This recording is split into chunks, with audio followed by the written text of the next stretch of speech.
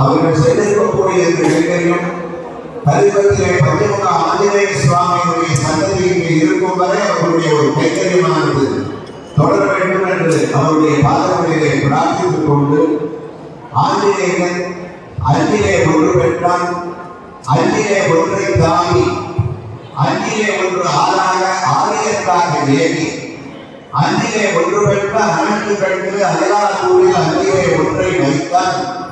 அவனை அழைத்து காப்பானது கம்பநாட்டாழ்வான்.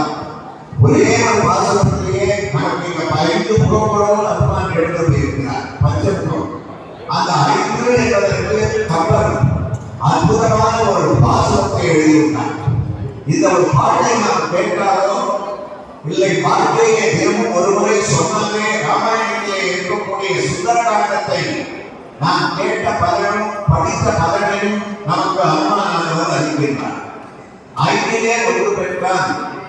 5 நமக்கு பஞ்சபூதங்கள். நம்முடைய வாழ்க்கையே பஞ்சபூதங்களுக்குள்ள அடங்கியிருக்கு.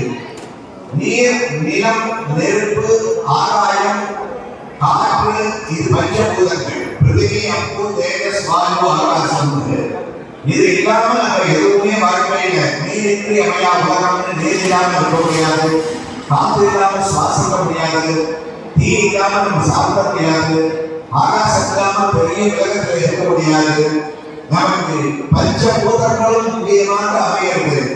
நம்முடைய பஞ்சமுக ஆஞ்சநேயன் இந்த பஞ்சமுகத்தினுடைய சாட்சியாக இந்த ஒரு சுந்தரகாண்டத்தை நடத்தினார்.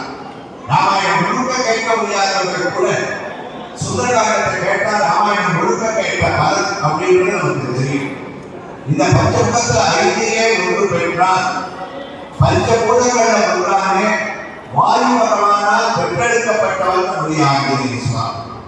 அனுமானுடைய தகப்பனார் வாயு பகவான். தாயார் திருப்பதி மலை ஏற வழியில் இருக்கக்கூடிய அஞ்சனாத்திரியை கொண்டிருக்கக்கூடிய அஞ்சனாத்திரி. வாயுடைய பிள்ளையாக பிறந்தவர் ஆஞ்சநேயன். பஞ்சபூதங்கள் ஒன்று.